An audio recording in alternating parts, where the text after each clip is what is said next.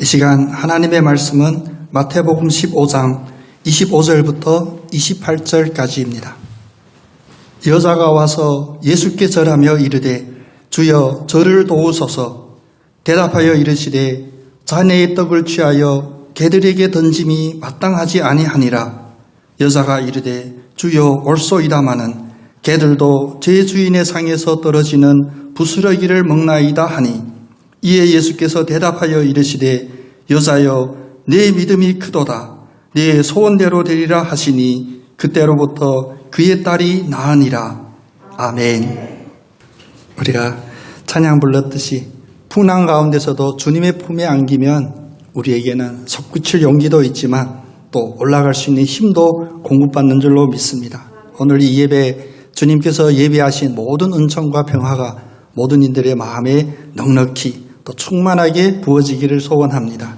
우리 옆에 오신 분 축복하면서 인사 한번 나누겠습니다.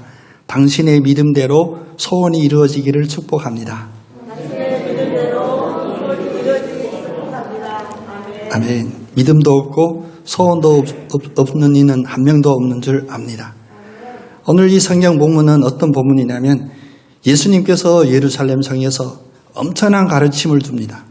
그것은 그냥 일반 백성들에게 하신 가르침이 아니라 바리새인 서기관들과 변론이 있어요. 그때 예수님께서 지금 우리가 들어도 마음이 철렁할 만한 매우 예리하고 날카로운 가르침을 주셨습니다.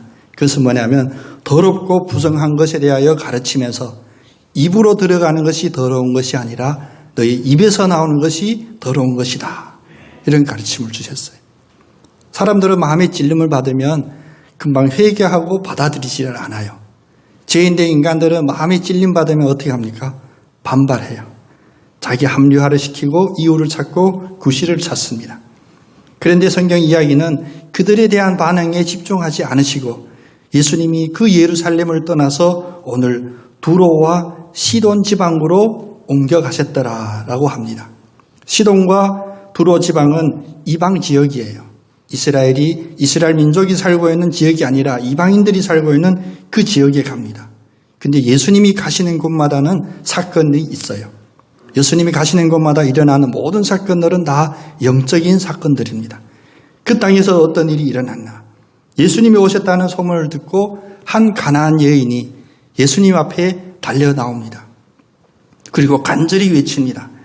다윗의 자손이신 주님, 저를 불쌍히 여겨주세요. 왜? 제 딸이 흉악한 귀신이 들렸습니다.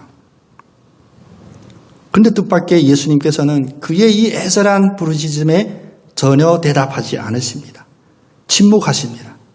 얼마나 그 상황이 난감하고 안타까웠으면 제자들이 예수님한테 간청합니다. 저 여자가 우리를 따라다니면서 계속 부르짖는데 주님 좀 어떻게 해주세요. 어떻게 도와주세요. 안심시켜 보내주세요. 그때 예수님께서 첫 입을 여시고 하시는 말씀이 나는 이스라엘 집에 잃어버린 양 외에는 다른 데로 보내심을 받은 적이 없다. 우리말로 이해한다면 나는 이스라엘 양들의 목사이다. 그러니까 이방인 저 여자에 대해서는 나는 관심을 가질 필요가 없다라는 거예요. 도움을 그냥 침묵으로 하신 게 아니라 이제 거절합니다. 거부합니다. 근데 여기서 우리가 잠깐 멈춰야 할 것은 우리가 알고 있는 예수님은 어떠한 예수님이십니까? 누구든지 예수님 앞에 나와 부르짖으면 다 응답해 줄 것이고 특별히 주님 앞에 부르짖을 때 할 수 있거든이 무슨 말이냐? 믿는 자에게는 능치 못할 일이 없으리라 하셨던 그 예수님이잖아요. 그런데 오늘 이 간절한 여인의 이 기도 앞에서 이 부르짖음 앞에서 예수님은 침묵하시고 거절하십니다. 딸이 귀신에 들려 위급한 상황에 있으면 그 어머니의 마음을 얼마나 아프게 하고 찢음이 되어 있었겠습니까? 다시 말하면 큰 위기를 만난 것입니다. 그러나 이 위기는 그 가나안 한 여인의 위기가 아니라 예수님을 따르던 그 제자들의 믿음에도 어쩌보면 위기가 왔습니다. 아니 예수님 어쩜 이렇게 할 수가 있지? 예수님 왜 이러시지? 요즘 우리는 믿음이 없으면 살 수 없는 세상을 살고 있습니다. 우리의 눈에 보이고 귀에 들리는 모든 일들을 보면 우리는 도저히 믿음이 없이는 살 수 없어요. 왜냐? 세상이 말하는 공정과 상식으로 살 수 있는 세상이 아닙니다. 모든 것들이 다 비이성적이에요. 전문용어로 이야기하면 미친 세상 같아요. 다 미친 것 같아요. 이런 세상을 살려면 우리에게는 믿음이 없이는 안 됩니다. 그래서 여러분들 삶의 자리에서 순간순간마다 주여 주여 다 기도하는 삶을 살고 있잖아요. 찔림 받으신 분 한 분도 없으세요? 다 우리는 기도하고 지금 살아요. 왜? 믿음이 없으면 살 수 없는 이 세상을 살고 있기 때문에. 두 번째로는 우리는 모두가 문제를 안고 있어요. 세상만 문제 있는 게 아니라 내 자신이 문제를 안고 있습니다. 자녀 문제, 또 물질적인 문제, 또 나의 신앙의 믿음에 대한 문제들, 또 앞으로 향하여 나의 계획에 대한 모든 불안감들. 특별히 요즘 뉴스를 보면 참 뉴스만 보니까 안 됐더라, 마음이 아프겠더라. 그렇게 할 상황이 아니에요. 모두 다 절실하게 나의 문제입니다. 내 딸이 흉악한 귀신이 들렸습니다. 도와주세요라고 외치는 이 가나안 여인처럼 우리 모두는 우리 자신이 안고 있는 문제들 때문에도 간절히 기도하고 믿음으로 나아가야 합니다. 더 중요한 것은 이 가나안 여인은 적어도 이 문제를 안고 누구에게 나갔냐? 예수님께 찾아 나갔다는 것입니다. 이방신들에게 제사를 드리거나 소위 말하면 부닥거리 하려고 했던 그런 이방 여인이 아니라 이방인들에게도 나름 전통이 있고 많은 신들이 있었어요. 그러나 그는 그 이방신들을 의지하지 않고 이방인에도 불구하고 예수께로 나아갑니다. 자기가 이방인인 것을 명확하게 표명하는 그 부르짖음, 다윗의 자손이요. 왜? 이방인은 다윗의 자손이 아니거든요. 그럼에도 불구하고 주님께 나아가요. 적어도 이 세 가지 이유, 믿음 없이는 살 수 없는 그 삶을 인지하고, 두 번째는 그래도 간절한 부르짖음이 있고, 세 번째는 예수에게 나아간 이 세 가지 점만 봐도 예수님께서는 거부해서는 안 될 것 같아요. 우리의 상식으로서는, 우리의 판단으로서는.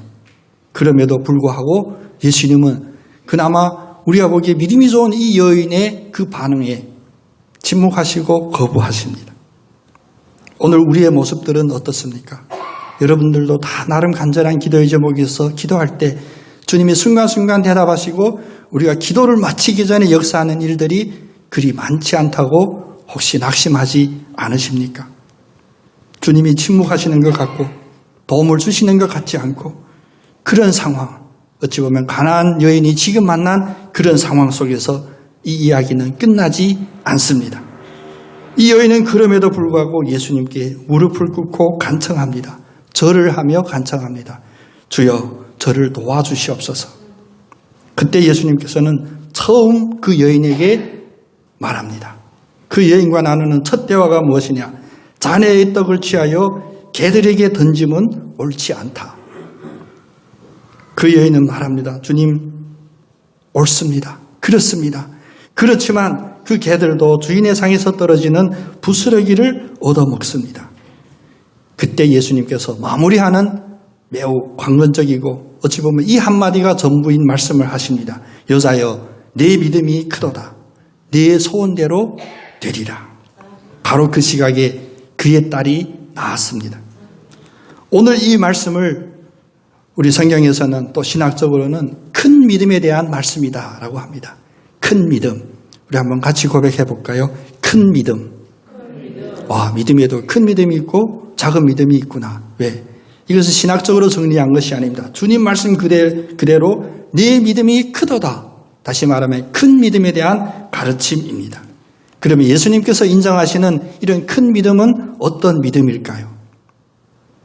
이 이야기에서 우리는 적어도 세 가지를 찾아볼 수가 있습니다. 첫 번째는 문제에 집중하는 것이 아니라 해결의 근원을 붙잡는 믿음입니다.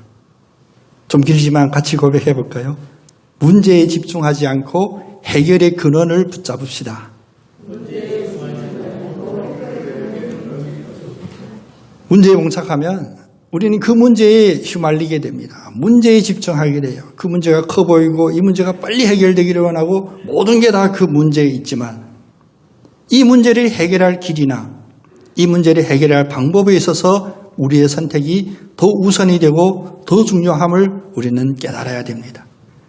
그래서 세상 말로도 문제에 부딪혔을 때 정신만 차리면 이런 이야기가 있죠. 속담에 호랑이한테 잡혀가도 정신만 차리면, 네, 속담은 우리 진권사님만 아시는 걸로.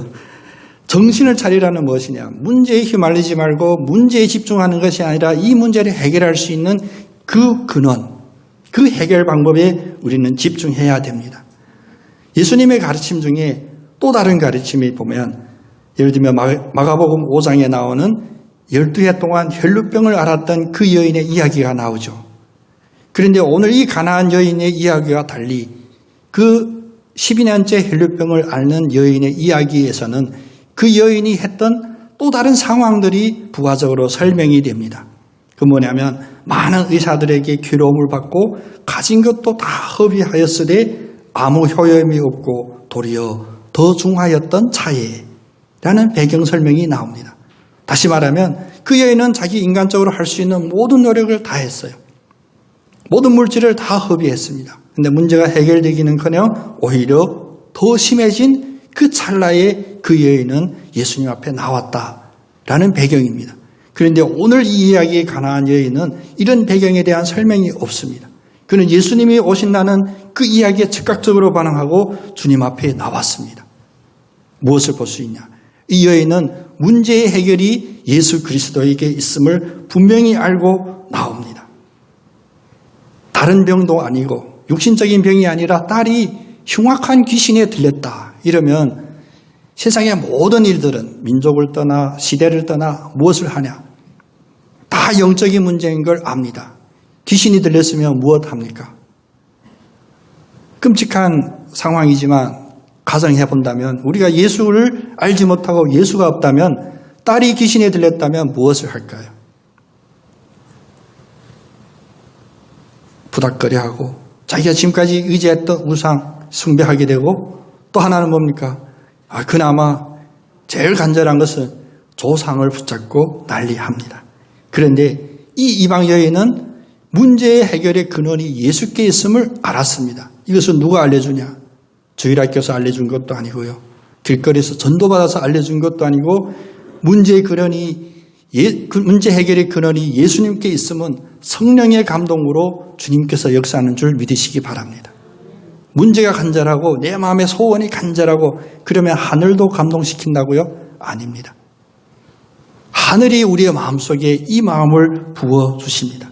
그래서 이방인임에도 불구하고 자기들이 조상이 섬겼던 그 우상 혹은 자기들의 조상 앞에 달려나간 것이 아니라 다윗의 자손 주님께 나왔습니다.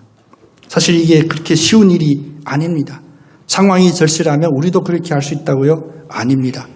상황이 긴박할수록 우리는 믿음의 힘이 해져서 자기가 익숙하고 어렸을 때 받고 소위 말하면 신토부리 우리 조상 때부터 했던 그 일을 먼저 붙잡기가 쉬워요. 현실적으로 우리에게 닥친 많은 문제들을 보면 여러분 뉴스 안 보셔서 축복받은 귀인 줄 믿습니다만 모든 언론이나 소위 말하면 사회적인 지도자들마저도 어떤 일에 대하여 부당함을 이야기할 때 뭐라고 이야기합니까? 들어본 적이 없대요. 지금까지 우리 역사상 이런 일이 없었대. 역사에 없으면 잘못된 겁니까? 내가 들어본 적이 없으면 잘못된 것입니까? 이 근본에는 무엇이냐? 인간의 경험에 의지하는 거예요. 주님은 우리의 경험이 아닙니다. 주님은 우리에게 그냥 주권적으로 임하신 권능이고 능력입니다. 그래서 예수님을 붙잡아야만 문제 해결의 근원을 붙잡음을 이 가나안 여인이 붙잡았던 이 믿음, 적어도 이방인이었던 이 가나안 여인이 예수님 앞에 다윗의 자손 주님하고 나온 것은 바로 이 믿음의 첫 시작이 되게 됩니다. 두 번째로는 어떤 믿음이 큰 믿음이냐? 무시당하거나 심지어 멸시당하고 거절당할지라도 포기하지 않고 끈질긴 그 끈기가 큰 믿음의 두 번째 요인이 됩니다.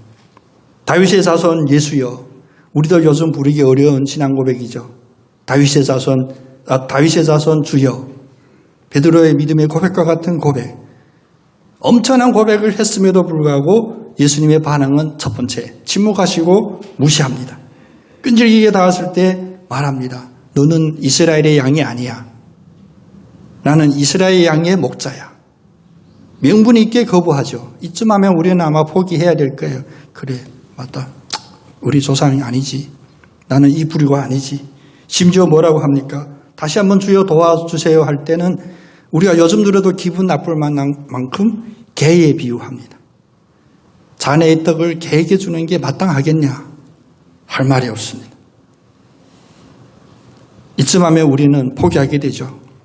낙심하고 주저하고 뒤돌아설 사람들이 많아요. 특히 마음이 착한 사람일수록, 윤리 도덕적으로 착한 사람일수록 포기합니다. 그래, 아닌가 봐요.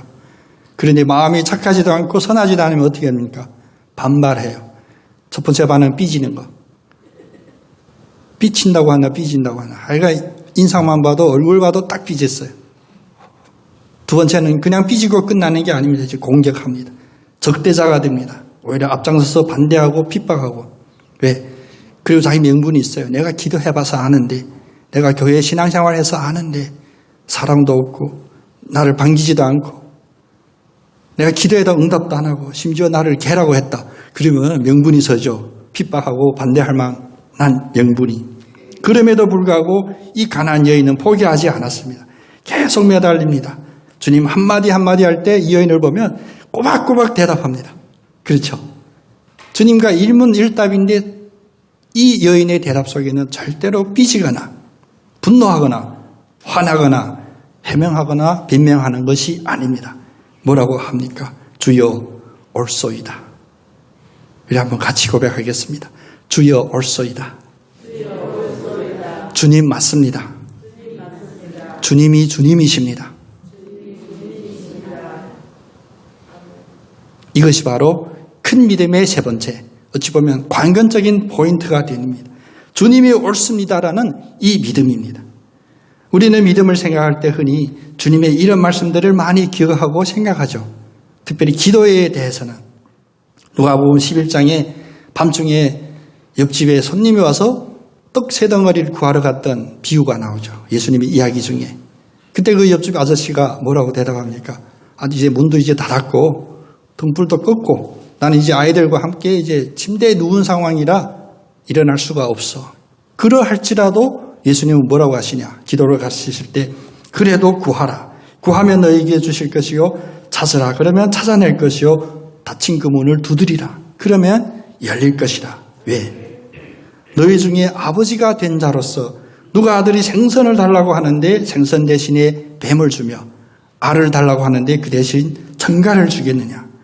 너희가 악할지라도 악한 아비일지라도 자식에게 좋은 것을 줄 줄 알거든 하물며 너희 하늘 아버지께서 구하는 자에게 성령을 주시지 않으시겠느냐?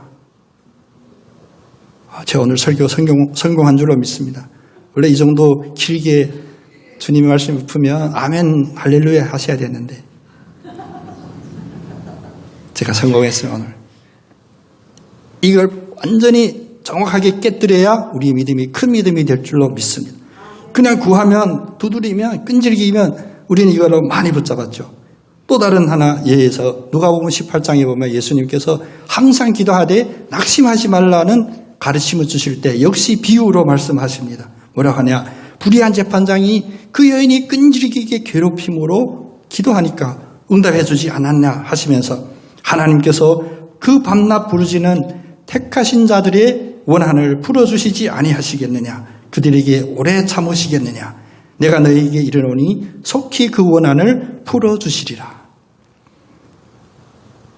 누가복음 11장과 18장의 이 가르침 중에서 여러분 입으로 소리내지 마시고 마음속으로 대답해 보시기 원합니다. 아니면 집에 돌아가셔서 이 본문을 찾고 다시 한번 집중해 보시기 원합니다. 여러분이 집중한 포인트는 핵심 단어는 무엇입니까?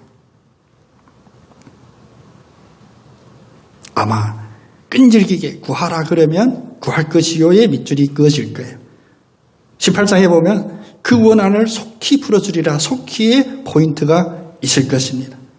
그런데 오늘 큰 믿음을 이야기하시는 이 가나안 여인의 이 위기 속에서 우리에게 주시는 말씀이 무엇이냐? 우리의 문제의 간절함 때문에 우리의 열심과 우리의 끈질기고 포기하지 않는 우리의 믿음 때문에가 아니라 이 세 번째, 주님 올소이다. 라는 이 고백에 우리를 집중하게 오십니다. 다시 말하면 문제 해결의 근원은 어디에 있냐? 우리의 문제가 커서 혹은 내가 이 문제를 해결하고자 하는 간절한 마음이 있어서가 전부가 아니라 가장 중요하기는 예수는 그리스도시요 살아계신 하나님의 아들이라고 하는 이 고백이 온전히 들어져야 합니다. 다시 되돌아가서 누가복음 11장과 18절의 그 비유의 이야기를 다시 돌아가면 주님께서 말씀 중에 이렇게 말씀하셨죠. 너희 중에 아버지가 된 자로서 누가 아들에게 아버지가 된 자로서 이 아버지에 우리는 동그라미를 쳐야 됩니다.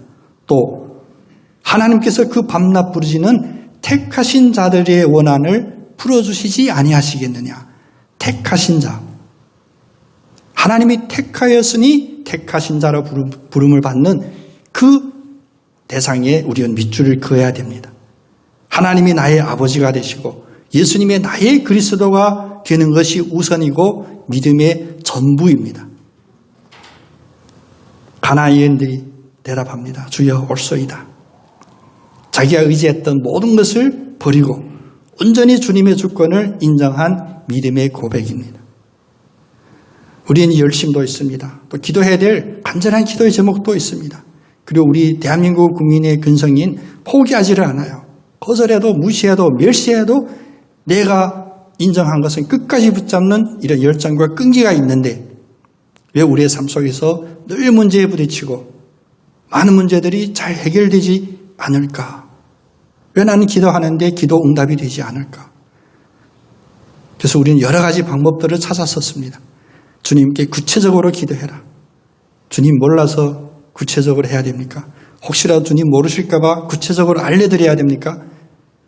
문제는 우리는 구하는데 열심하지 않거나 포기해서가 문제가 아니라 바로 주님 올소이다 라는 이 믿음의 고백이 우리에게 부족하지 않았는지 돌아보아야 됩니다.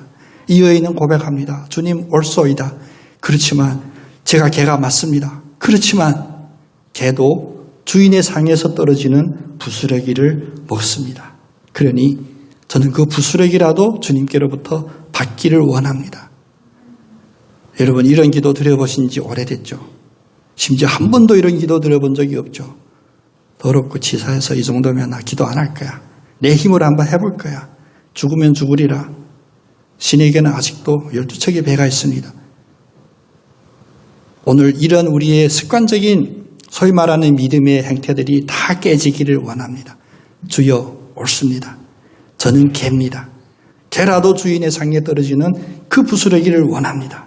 이 고백을 드릴 수 있는 우리 모두가 되기를 원합니다. 설교 제목이 내 세원대로 드리라. 제목 자체가 우리에게 막 흥분하게 하고 기대감 주의죠. 아닙니다. 무엇이 중요하냐. 내 믿음이 크도다. 믿음이 크다고 인정받는 그 인정함이 우선되어야 우리의 소원대로 이루어지는 줄 믿습니다. 이에 예수께서 대답하여 이르시되 여자여 내 믿음이 크도다. 내 소원대로 되리라 하시니 그때로부터 그의 딸이 나으리라. 이 이야기는 드디어 문제가 해결되었습니다. 이 여인의 소원대로 이루어졌습니다. 그 딸이 흉악한 귀신으로부터 풀려났습니다라는 이런 해피엔딩으로만 끝나서는 안 됩니다. 이 엔딩의 핵심 포인트는 우리의 마음판에 새겨둬야 될 것은 바로 여자여 네 믿음이 크도다 하신 주님의 이 말씀입니다. 성경 전체에서 예수님께서 믿음이 크다고 칭찬한 인물은 딱 두 인물입니다. 퀴즈. 오늘 이 가나안 여인 또 하나 누구였었죠? 백부장. 자기 하인을 위하여 예수님께 달려와서 보면 몇 가지 공통된 점이 있습니다. 첫 번째, 예수님께서 믿음이 크다고 칭찬받은 이 두 인물, 유일한 이 두 인물은 전부 다 이방인입니다. 두 번째는 내 문제 아닌 다른 제 딸의 문제든 자기 어떤 수하의 문제든 이런 간절한 중보의 기도로 나왔던 그러한 상황이었다는 것입니다. 여러분 이방인이었다고 낙심하지 마십시오. 내가 오늘까지 예수님을 제대로 믿지 못하고 참으로 믿지 않았다 실망하고 낙심하지 마십시오. 예, 이방인에게 주님의 큰 은혜가 임하는 줄 믿으셔야 합니다. 이방인이었지만 우상 숭배하고 조상 제사 하나 드리고 모든 문제 있으면 산으로 뛰어가던 우리가 아니라 오히려 교회로 오고 주님 앞에 오고 주여 옳습니다라고 고백하는 이방인들에게 주님은 믿음이 크도다라고 축복하십니다. 두 번째로는 우리는 주님이 없으면 살 수 없음을 다시 한번 확인해야 합니다. 요즘 얼마나 세상이 살기 편하다고 얘기들 하죠. 살기 편합니까? 사회적으로, 정치적으로, 경제적으로, 외교적으로. 가끔 저도 제 자신이 안타까워요. 제가 중국어 잘하잖아요. 여러분보다는. 제가 여러분이 본 유튜브에 중국어로 된 유튜브도 보거든요. 다 난립니다. 전쟁이 나는 것 같아요. 근데 우리는 그런 거 관심이 없죠. 관심이 없어서 얼마나 복된지를 몰라요. 괜히 아는 척하고 머리 똑똑한 척하고 바라보면 이 세상은 진짜 큰일 났습니다. 내일 당장 망할 것 같습니다. 우리 한번 같이 고백하겠습니다. 억지로라도 고백해 보겠습니다. 주님 없으면 저는 살 수 없습니다. 이 고백이 살아있지 않으니까, 주님이 없으면 저는 살 수 없습니다라는 고백이 살아있지 않으니까 뭐가 삽니까? 나만 살아요. 내 판단이 살고 내 경험이 살고 내가 가지고 있는 지푸라기들이 의지가 되고, 그래서 늘 비쳐있고 화나있고 분노합니다. 모든 것이 우리는 얼마나 화가 납니까? 늘 길가에 가야 되고 밤잠 자지 않고 길거리에 나가 뭔가 항의라도 해야 되겠고 누군가에게 책임이라도 물어야 되겠고, 주님께서는 우리가 급해하는 문제에 급해하지 않으십니다.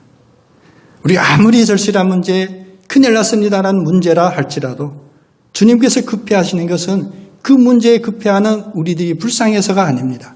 주님이 가장 중요시하고 주님께서 가장 우선시하고 급해하는 것은 바로 우리의 믿음입니다.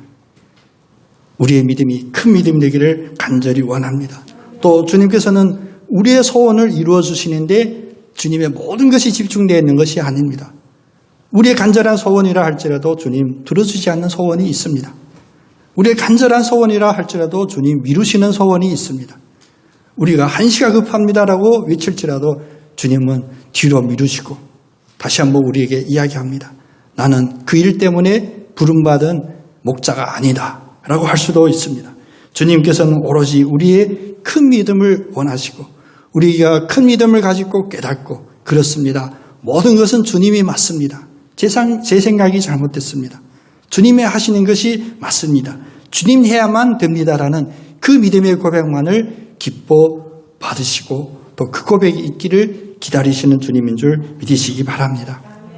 특별히 마음이 울적하고 답답하고 해결되지 않는 문제 때문에 저는 더 이상 남아있는 힘이 없습니다라는 마지막 순간 같은 기도를 드릴지라도 주님께서는 우리의 절실함 때문에 일하는 게 아니라 우리의 부르짖음의 소리가 높아서 주님이 움직이시는 것이 아니라 주님은 우리의 큰 믿음을 바라신다는 이 믿음의 참 근본을 붙잡는 여러분 다 되시고, 그래서 삶 속에서 모든 문제가 이 순위가 바뀌어져서 오늘 순서처럼 내가 주님 앞에 나왔다, 내가 끈질기게 기도한다, 이런 순서가 아니라 거꾸로 큰 믿음이 있어서 그 믿음을 가진 자가 기도할 때 모든 소원이 다 이루어지는 그 축복이 여러분의 축복이 되기를 다시 한번 예수님 이름으로 축복합니다.